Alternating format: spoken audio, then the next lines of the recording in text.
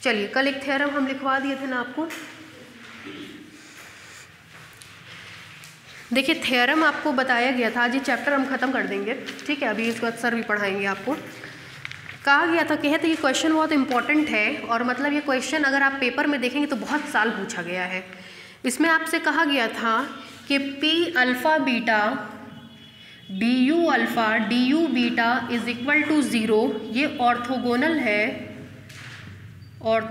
है I double F F की condition के साथ P alpha beta G alpha beta is equal to zero होगा। तो हमने आप लोगों को रूट्स निकलवाए थे, रूट्स का सम निकलवाया था, रूट्स का प्रोडक्ट निकलवाया था। अब हम इससे एक बार ये प्रूफ करेंगे, इससे एक बार ये प्रूफ करेंगे। मतलब मोटा मोटी ऐसे समझ लीजिए, जो कैलकुलेशन हमने अभी तक कराई थी दैट इज़ कॉमन कैलकुलेशन, कि चाहे इसको इससे प्रूफ करना हो, इसको इससे प्रूफ करना हो, वो कॉमन कैलकुलेशन थी। अब हम लोग अपने पॉइंट पे आ रहे हैं, ठीक है। लिखिए नीचे से, लिखिए, since we know that the two direction dv alpha and dw alpha are orthogonal। देखिए, दो डायरेक्शन डी वी अल्फ़ा और डी डब्ल्यू अल्फ़ा ऑर्थोगोनल तब होती है, ऑर्थोगोनैलिटी की कंडीशन लिखवाए थे इसमें, है ना। क्या लिखवाए थे? I double F F orthogonal, I double F F क्या कंडीशन थी Abhishek? G alpha beta D U alpha D U beta is equal to zero. आपने हमसे इसमें पूछा था कि मैम एक में बार क्यों लगाए हैं, तो हमने बताया था कि दोनों कोऑर्डिनेट सिस्टम में एक कर्व सी है विदाउट बार, एक कर्व सी बार है विथ बार, तो हमने बार लगाया था। यहाँ पे कोई बार नहीं है इसलिए बार नहीं लगाया, ठीक है। फिर देखिए, यहाँ ध्यान दीजिए, दिस इम्प्लाइज, चलिए देखिएगा यहाँ पे वैल्यूज क्या क्या आएगी, 1 1 2 2 1 2 2 1, ठीक। तो सबसे पहले 1 1 डी यू 1, ये यू नहीं है, डी वी और डी डब्ल्यू, डी वी और डी डब्ल्यू, ठीक है। प्लस अब 1 2 रखेंगे, G 1 2 D V 1 D W 2 plus G 2 1 D V 2 D W 1 plus G 2 2 D V 2 D W 2 is equal to zero. This implies that, आपने जब कल roots निकाला था तो एक dv1 अपॉन dv2 निकाला था और दूसरा रूट dw1 अपॉन dw2 निकाला था, कुछ याद आ रहा है? अब इसी के फॉर्म में हम कन्वर्ट करने की कोशिश करेंगे। देखिए, अगर इस एक्सप्रेशन में हम dv2 और अपॉन dw2 से डिवाइड कर दें तो मिलेगा g11 dv1 upon dv2 dw1 upon dw2 plus यहाँ पे भी डिवाइड करेंगे g12, बोलिए dv1 अपॉन dv2 dw2 से डिवाइड करते ही कैंसिल, प्लस ये सिमेट्रिक होता है g21 की जगह g12, फिर dv2 से डिवाइड करेंगे तो cancel, dw1 upon dw2 plus g22 dv2 dw2 से डिवाइड करते ही vanish is equal to zero. This implies g11 dv1 dv2 dw1 dw2 is plus common g12 common हो जाएगा आपका, ब्रैकेट में मिलेगा dv1 upon dv2 plus dw1 upon dw2 plus g22 is equal to zero. This implies, एक चीज़ ध्यान रखिएगा, चलिए देखते हैं, implies g11 product of two functions, इसकी वैल्यू कितनी आई थी? p22 अपॉन p11, ठीक, प्लस g12 इसकी वैल्यू कितनी आई थी? Minus p12 plus p21 upon p11 plus G22 is equal to 0. This implies that G11, जरा देखिएगा, P11 का मल्टीप्लाई कर रहे हैं, G11 P22 minus G12 P12 P21 plus G22 P11 is equal to 0. This implies that, कुछ अगर आपको ध्यान आ रहा हो तो देखिए, एक रिलेशन आपको लिखवाया गया था, G11 G12 G21 G22, ठीक। इसमें आप कहते थे Gij is equal to cofactor, चलिए छोड़िए एक मिनट, अभी उसका थोड़ा सा आगे बताएंगे। G का पूरे में मल्टीप्लाई कर दे रहे हैं, तो G11 अभी वो बता रहे हैं, P22 minus G12 P12 P21 G22 P11, इधर मल्टीप्लाई करेंगे तो 0। हमने क्या किया है, G का मल्टीप्लाई कर दिया है, ठीक है। अब वो फॉर्मूला बता रहे हैं, आप कहते थे Gij is equal to cofactor of Gij in G upon G। कुछ याद आ रहा है? चलिए देखिएगा अभिषेक, इसी का अब हम यूज करने चल रहे हैं। इसका यूज करेंगे तो देखिए क्या मिलेगा, Gij मतलब G11 into G is equal to, Pragya ठीक है, को factor of G11 in G। G11 का को फैक्टर निकालने के लिए इसको ढक देंगे, क्या मिलेगा, G22। तो G11 into G is equal to G22, ठीक। तो G22 की जगह क्या आएगा, G इंटू G11, ठीक है। अब यही प्रोसीजर हम लोग सब में लगाएंगे, तो ठीक, जब ये प्रोसीजर ये Gij के लिए भी होल्ड होता है, Gij के लिए भी, मतलब इन दोनों को आप इंटरचेंज कर सकते हो, यहाँ Gij नीचे कर सकते हो, यहाँ Gij ऊपर कर सकते हो। तो इसको फॉर्मेट को अगर आप लगाएंगे तो आपको मिलेगा दिस इम्प्लाइज दैट, उतार लीजिए जितना, फिर वो भी लिखवाना पड़ेगा हमको।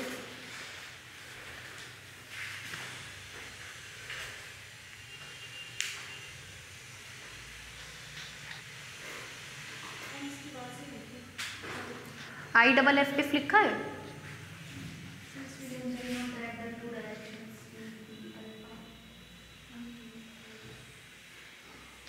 पूरा नहीं लिखवाएं क्या, लिखवाए हैं, are orthogonal IFF, are orthogonal IFF। अब वो ऊपर से लिखिएगा,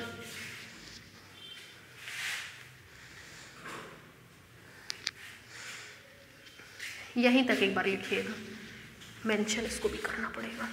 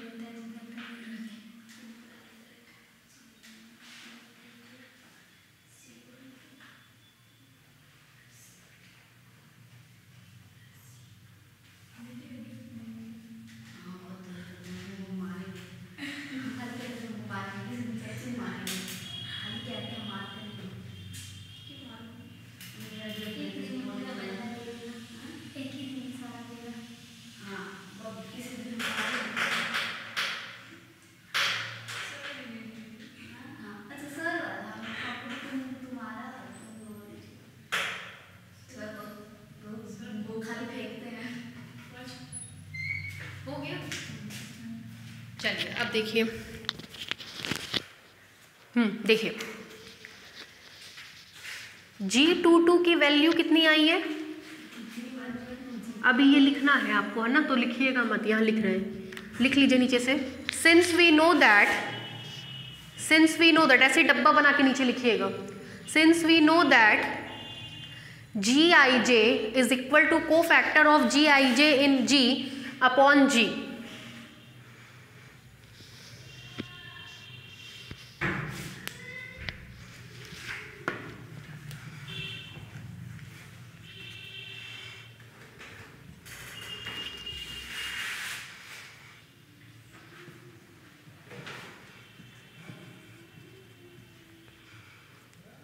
लिख लिया?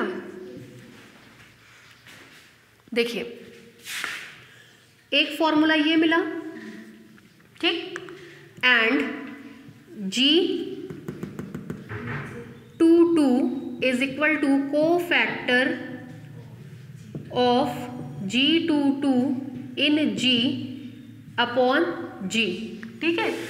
इसका मल्टीप्लाई इधर कर देंगे, मिलेगा this implies G22 into G, और G22 का को फैक्टर कितना आया? G11, ठीक। एक बस G12 बचा है, वो भी देख लीजिए। G12 is equal to cofactor of G12 in G, directly लिख दे।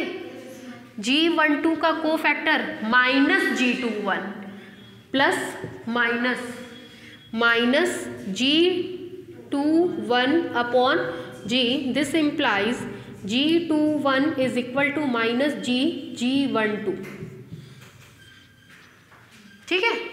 अब हम लिखवाएं आगे, देखिए यहाँ देखिए, दिस इम्प्लाइज G11 की वैल्यू आई है G इंटू G22 P22, ठीक। उसके बाद ये माइनस इसकी वैल्यू आई है G21 सिमेट्रिक होते हैं, ठीक है। वैल्यू आएगी minus G12 P12 plus P21 plus G22 की वैल्यू आई है G11 P11 is equal to 0। This implies that G सब में से बाहर कर दीजिए तो मिलेगा G, ये आएगा G22, कुछ एक्सप्रेशन आपको दिख रहा होगा ये प्रूफ करने वाला। G22 माइनस माइनस मिल करके प्लस, जरा प्रज्ञा देखिएगा, G12 P12 G12 P21 G11 P11 is equal to 0। G कभी भी 0 के बराबर नहीं होता है, तभी उसका रेसिप्रोकल निकल पाता है। तो यहाँ से हम लिख सकते हैं, पहले इसको लिख रहे हैं, देखने में सुंदर लगेगा। G11 P11 G12 P12 symmetric होता है G21 P21 plus G22 P22 is equal to 0 since G does not equal to 0। Compact form में आप इसको जब लिखोगे तो मिलेगा this implies G alpha beta P alpha beta is equal to, ठीक। उल्टा देखिए जरा इसका, इस पार्ट से ये पार्ट प्रूफ हो गया, इससे ये प्रूफ कर रहे हैं, ये मानेंगे, इससे ये चीज़ लिख सकते हैं, ठीक है, आइंस्टाइन समेशन कन्वेंशन से। इससे ये चीज़ लिखी जा सकती है, इससे ये चीज़ लिख सकते हैं, इससे ये चीज़ लिखा जाएगी, इससे ये चीज़ लिखा देंगे, इससे ये मिल जाएगा, इससे ये मिल जाएगा, इससे ये मिल जाएगा, ऑर्थोगोनल हो गया, ठीक है। तो दोनों तरफ एरो बना लीजिए, एरो बना के उतार लीजिए।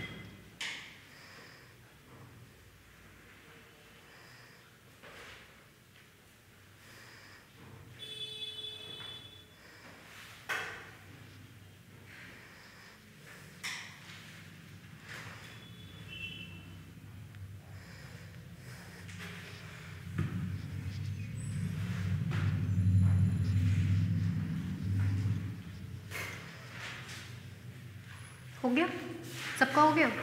चलिए नेक्स्ट लिखिए। नेक्स्ट आर्टिकल मतलब ये लास्ट आर्टिकल है, लास्ट आर्टिकल पे बेस्ड लास्ट क्वेश्चन कराएंगे, ठीक है। चैप्टर आपका ख़त्म हो जाएगा। हेडलाइन डालिए, लिखिए इसमें फाइंड द, नहीं हेडलाइन है मतलब आर्टिकल है। Find the orthogonal trajectory, find the orthogonal trajectory for the parametric curve, for the parametric curve u1 is equal to c1 and u2 is equal to c2. Find the orthogonal trajectory for the parametric curve u1 is equal to c1 and u2 is equal to c2. u1 is equal to c1 and u2 is equal to c2 ये parametric curve थे, हमने आपको बताया था। एक को constant कर देते हैं, ठीक है। तो इसकी हम लोग को ऑर्थोगोनल ट्रेजेक्ट्री निकालनी है। क्या निकालना है? Orthogonal trajectory. अगर और आपको ध्यान आ रहा हो तो हमने बताया था u1 is equal to c1 का कर्व कुछ ऐसे बनता है, ठीक, और u2 is equal to c2 का कर्व ऐसे बनता है। ऑर्थोगोनल ट्रेजेक्ट्री का मतलब एक फैमिली ऐसी मिलेगी कि इस पे और इस पे खींचा गया टेंजेंट परपेंडिकुलर होगा। ऑर्थोगोनल ट्रेजेक्ट्री का मतलब एक फैमिली ऐसी मिलेगी कि इस पे और इस पे खींचे गए टेंजेंट म्यूचुअली परपेंडिकुलर होंगे, ये मतलब है, ठीक है। लिखिए let u1 is equal to c1, let u1 is equal to c1 be the parametric curve, let u1 is equal to c1 be the parametric curve, then छोड़ दीजिए, ब्लैक बोर्ड पे देखिए, डिफ्रेंशिएट करिए इसको तो मिलेगा du1 कांस्टेंट का derivative 0। This implies that इसको हम लिख सकते हैं 1 into du1 plus 0 into du2 is equal to 0, लिख सकते हैं। वापस से यही मिल जाएगा। फिर देखिए comparing above equation by a alpha d u alpha, क्या होता है ये, is equal to 0। Very good, family of curve का differential equation, comma we get, इसको पूरा लिख दे रहे हैं, comparing above equation by differential equation of family of curves A alpha D U alpha is equal to 0 we get. इससे compare करेंगे तो इसमें अल्फा का मान क्या क्या होता है, 1 और 2। पहला क्या मिलेगा, a1 du1, दूसरा a2 du2 is equal to 0। तो du1 का कोफिशिएंट यहाँ 1, a1 is equal to 1 and a2 is equal to 0। कोई दिक्कत? फिर देखिए, लिखिए इतना,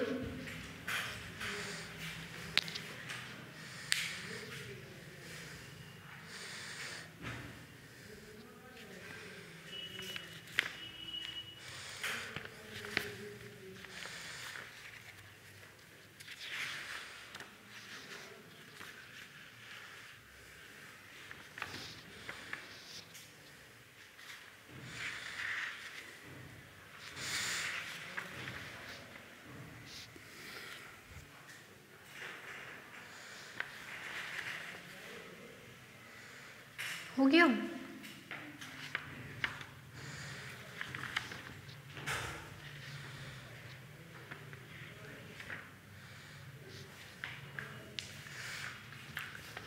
अभी जस्ट कल आप लोगों ने प्रूफ पढ़ा था ऑर्थोगोनल ट्रेजेक्ट्री को निकालने का इक्वेशन, गामा डेल्टा वाला जो हमने बताया था, ठीक है, उसी के बिहाफ पे वर्क कर रहे हैं। देखिए लिखिए नीचे से इसके, सिंस वी नो दैट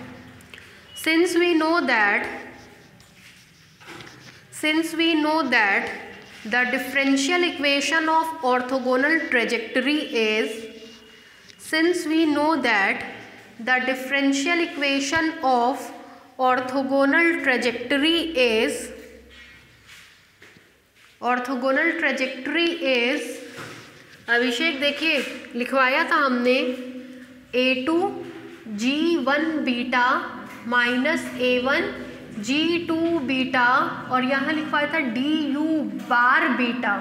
फिर बताया था यहाँ बार नहीं है इसलिए हम बार नहीं लगा रहे हैं। Beta is equal to 0। यहाँ देखिए दिस इम्प्लाइज A2 की वैल्यू 0, G1 बीटा, A1 की value 1, G2 beta, DU beta is equal to 0। This implies that minus का मल्टीप्लाई हो जाएगा, आएगा G2 beta DU beta is equal to 0। यही है, ठीक है। ये वाला आप लोग थोड़ा सा भी हमको करके दिखाएंगे, ठीक है। इतना उतारिए फिर हम बता रहे हैं।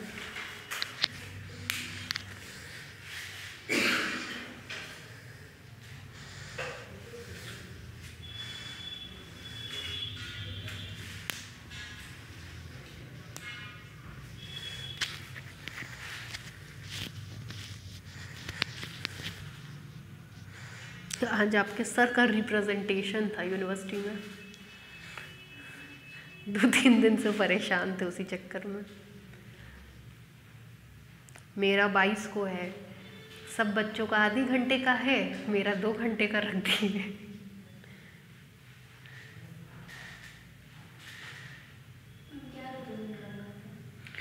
जो रिसर्च हम लोग कर रहे हैं उसको रिप्रेजेंट करना रहेगा। क्या क्या अभी तक हम लोग, हाँ, अपनी PPT बनानी होती है, उसको प्रोजेक्टर पे दिखाना होता है।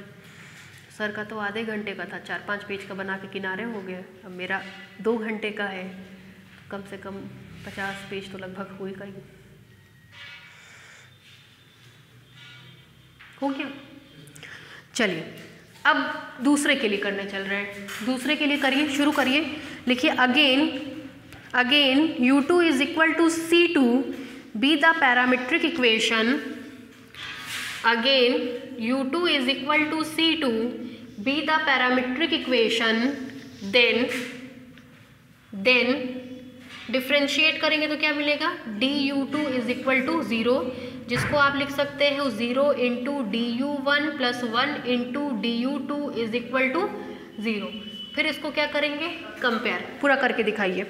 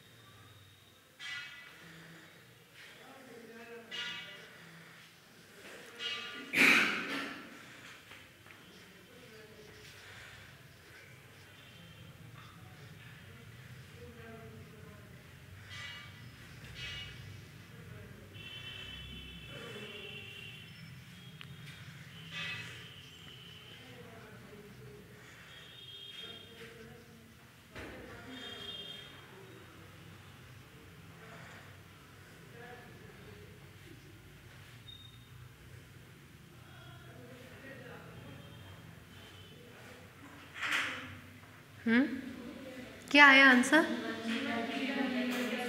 G1 beta DU beta is equal to 0। आपका आया नीचे, ठीक है। आगे बढ़े, काजल हो गया।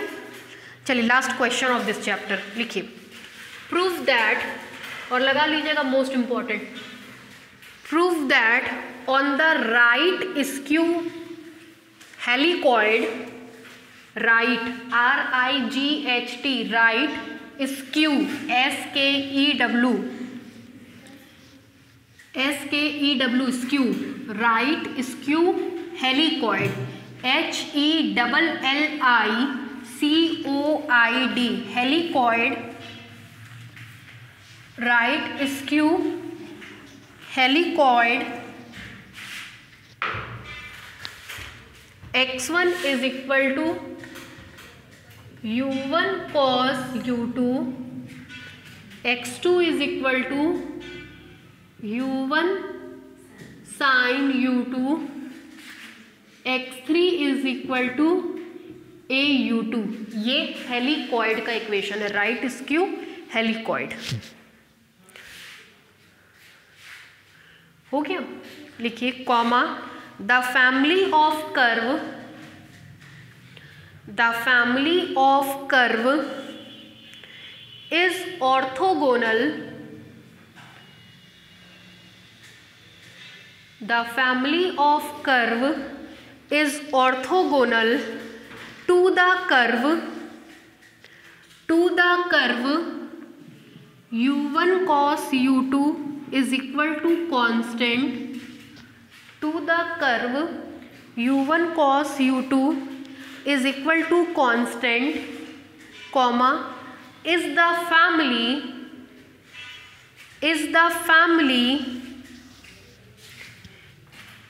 u1 square plus a square sin square u2 is equal to constant।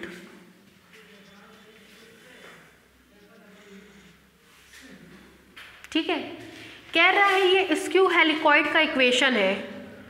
ठीक है, हेलिकॉइड का इक्वेशन है मतलब सरफेस का इक्वेशन है। आप देख सकते हैं x1, x2, x3 तीनों के तीनों u1 और u2 के फॉर्म में लिखे हैं। इसका मतलब ये सरफेस का इक्वेशन है।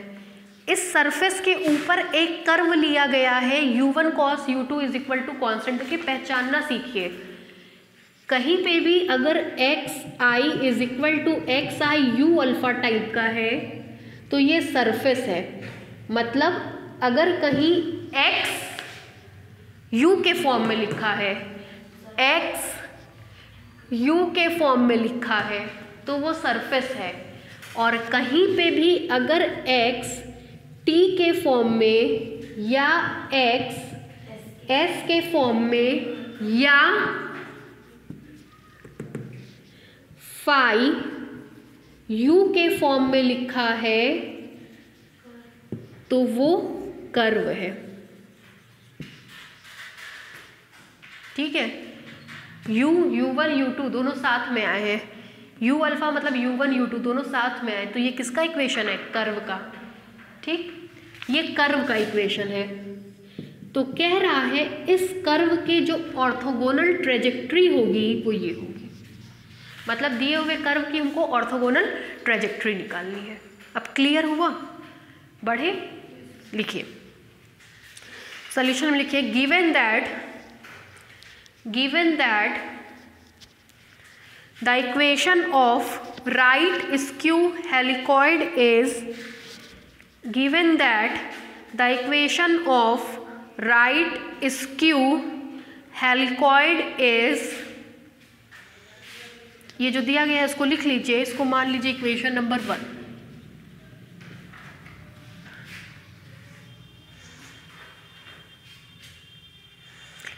अब हम कोशिश कर रहे हैं टेंजेंट वेक्टर निकालने की। टेंजेंट वेक्टर मतलब x1 और x2, तो उसके लिए इसको डिफ्रेंशिएट करना पड़ेगा। लिखिए this implies del x1 upon del u1 is equal to del x2 upon del u1 is equal to del x3 upon del u1 is equal to and del x2 upon del u1 del x2 upon del x1 upon del u2 del x2 upon del u2 del x3 upon del u2 is equal to, निकालिए cos u2 sin u2, u1 के respect में 0, u2 के respect में करेंगे minus u1 sin u2, ये आएगा u1 cos u2, ये आएगा a। ठीक है, नीचे से लिखिए hence the tangent vector is given by, hence the tangent vector is given by x1 is equal to del xi upon del u1 is equal to, चलिए लिखेंगे तो मिलेगा cos u2 sin u2 0 and x2 is equal to del xi upon del u2 is equal to minus u1 sin u2 u1 cos u2 a। ठीक, now अब क्या क्या निकालेंगे, G11 निकाल के बताइए। G21 या G12 is equal to x1 dot x2 is equal to G21 निकाल के बताइए, and G22 x2 dot x2 this implies G22 निकाल के बताइए।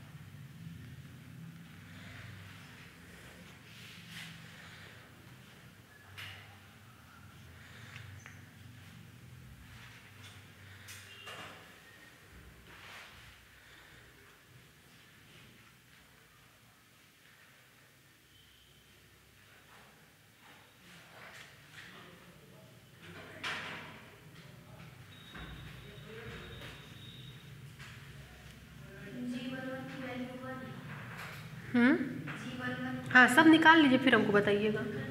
सब निकल गया?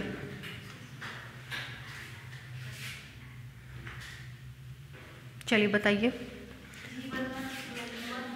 G11 की वैल्यू 1, हाँ G12 की वैल्यू 0 है ना, G22 की वैल्यू U1 का होल स्क्वायर उल्टा निकाली है।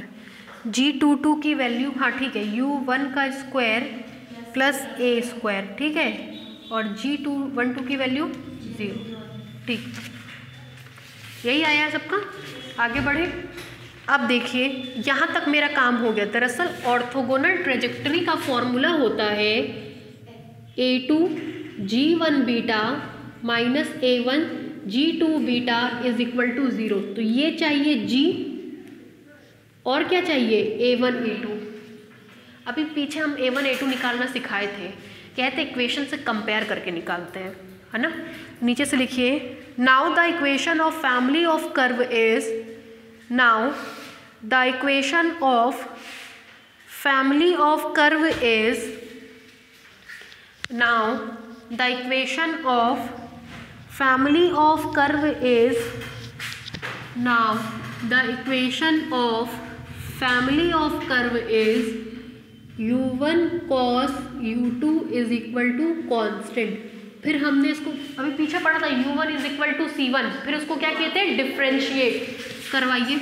तो आएगा du1 cos u2 plus u1 cos u2 का minus sine u2 du2 is equal to 0। This implies cos u2 du1 plus minus sine u2 minus u1 sine u2 du2 is equal to 0। Equation number 2।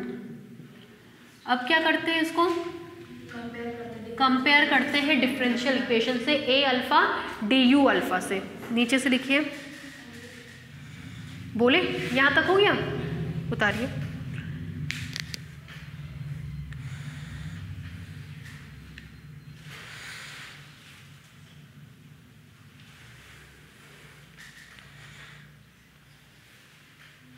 अब इसमें 4 chapter बचे, है ना। हम क्या बोले थे, ये सब 3-3, 4-4 चैप्टर 3-3, 4-4 दिन वाले हैं। तो उसको आप ऐसे मत देखिए कि 5 चैप्टर है, उसको मेरी नज़र से देखेंगे तो आपको लगेगा कुछ नहीं है। आज एक चैप्टर ख़त्म हो गया, 13-14 तारीख तक एक चैप्टर और ख़त्म हो जाएगा, ठीक है। 10, 11, 12, 13, ठीक है। 14 को संडे हो गया आपका, 15, 16 2 दिन छुट्टी रहेगी, ठीक। इसलिए रहेगी क्योंकि आपका टेस्ट है 20 तारीख को, मतलब संडे को, नेक्स्ट संडे 14 के बाद 21 तारीख को पड़ेगा ना संडे, सर के पेपर का रहेगा, LPP पूरा कॉम्प्लेक्स कर लीजिए पूरा, ठीक है। इसलिए छुट्टी दे दिए हैं। 21 तारीख को आपका कॉम्प्लेक्स का टेस्ट है, सर का पेपर है तो पूरा अनाउंस करेंगे जैसे करते हैं वो, ठीक है। तो उससे आप तैयारी करिएगा अपनी।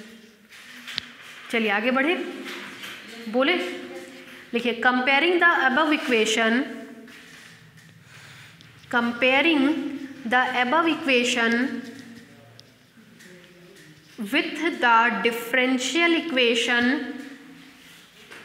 of family of curve, with the differential equation of family of curve, bracket में लिखिए a alpha du alpha is equal to 0, comma we get, चलिए तो du1 का कोफिशिएंट मतलब a1 किसके बराबर आएगा, cos u2 के, और a2 किसके बराबर आएगा, माइनस u1 sin u2 के, ठीक है। सब मिल गया, यही था फॉर्मूला, a1 a2 आ गया, ये ज़्यादा से ज़्यादा g11 g12 बनेगा, ये आपका g21 g22 बनेगा क्योंकि अल्फा और बीटा की वैल्यू 1 और 2, ठीक। चलिए नीचे से लिखिए, hence the differential equation of orthogonal trajectory, hence the differential equation of orthogonal trajectory, hence the differential equation of orthogonal trajectory is, क्या था, a2 g1 beta minus a1 g2 beta du beta is equal to 0। जरा black board पे देखिए, बाद में करिएगा। Beta की value 1 और 2, सबसे पहले बीटा की वैल्यू 1 रख रहे हैं, तो a2 g11 minus a1 g21 du1 plus beta की वैल्यू 2 रख रहे हैं, a2 g12 minus a1 g22 du2 is equal to 0। This implies a2 की वैल्यू है minus u1 sine u2, g11 की वैल्यू है 1, माइनस a1 की वैल्यू है cos u2, g21 की वैल्यू है 0, साथ में आएगा du1 प्लस a2 की वैल्यू है हमारे पास minus u1 sine u2, g12 की वैल्यू है 0, माइनस a1 मतलब cos u2, g22 की वैल्यू है u1 का स्क्वायर a स्क्वायर, साथ में आएगा du2 is equal to 0। This implies that, vanish कर गया, ये भी माइनस, ये भी माइनस, माइनस का मल्टीप्लाई कर रहे हैं, तो आएगा u1 sine u2 du1 plus u1 square plus a square cos u2 into du2 is equal to 0। अब एक काम करिए, वेरिएबल सेपरेबल दिख रहा है मेरे हिसाब से, u1 को एक तरफ कर सकते हैं, u2 को एक तरफ, वेरिएबल सेपरेबल है तो वेरिएबल सेपरेबल बना रहे हैं, साइन u2 cos u2 नहीं साइन u2 और इस वाले टर्म से पूरे पक्ष में डिवाइड करके, ठीक है। जब इससे डिवाइड करेंगे तो ये कट जाएगा, इससे डिवाइड करेंगे तो ये आ जाएगा u1 upon u1 square plus a square du1 plus इससे डिवाइड करेंगे तो ये कैंसिल हो जाएगा, आएगा cos u2 upon sin u2, साथ में du2 इज इक्वल टू 0। ठीक, क्वेश्चन में जो कर्व दिया था वो नॉर्मल फॉर्मेट में दिया था, डिफरेंशियल फॉर्मेट में नहीं था, इसलिए हम लोग भी du1 du2 को हटा के नॉर्मल फॉर्मेट लाएंगे। डिफरेंशिएशन को हटाने के लिए इंटीग्रेशन की जरूरत पड़ती है। देखिए, integrating on both sides, comma we get, देखिएगा डायरेक्ट कर दें, छोड़ के रह दीजिए। अब ये सब तो इंटीग्रेशन आप लोग डायरेक्ट करने लायक है नहीं, क्या रखा है डायरेक्ट में ना। चलिए, integral u1 upon u1 square plus a square du1 plus integral cos u2 upon sin u2 du2, 0 का इंटीग्रेशन 0। दिस इम्प्लाइज, नीचे वाले को t मानोगे आप तो आएगा u1 du1 is equal to dt, सब कट पिट जाएगा, आएगा 1/2 का इंटीग्रेशन का log t, मतलब u1 का स्क्वायर प्लस a स्क्वायर। अभिषेक समझ में आया है पक्का? नीचे वाले को t मानेंगे तो sin u2 is equal to t, cos u2 du2 is equal to dt, मतलब 1/t, तो log sin u2, साथ में एक कांस्टेंट c, अरे हटा देंगे कोई नहीं, 2 का मल्टीप्लाई कर दीजिए तो आपको मिलेगा log u1 का स्क्वायर प्लस a स्क्वायर, इधर 2 का मल्टीप्लाई करोगे आप तो log sin u square u2 is equal to 2 का मल्टीप्लाई करोगे तो 2c। दिस इम्प्लाइज ये आएगा u1 का स्क्वायर प्लस a स्क्वायर, साथ में आएगा sin square u2 is equal to e to the power 2c। This implies that u1 का square plus a square sin square u2 is equal to constant, यही आपको proof करना था। ठीक है, चैप्टर खत्म मेरी तरफ से।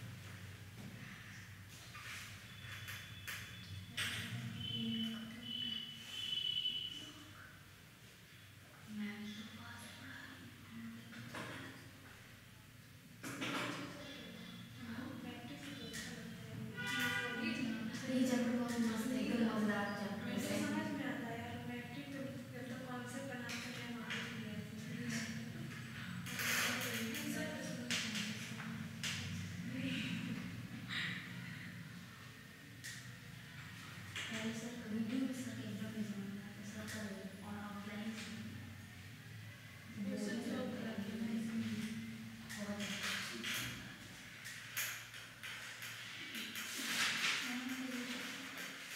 ये कुछ ज़्यादा लॉस करता है।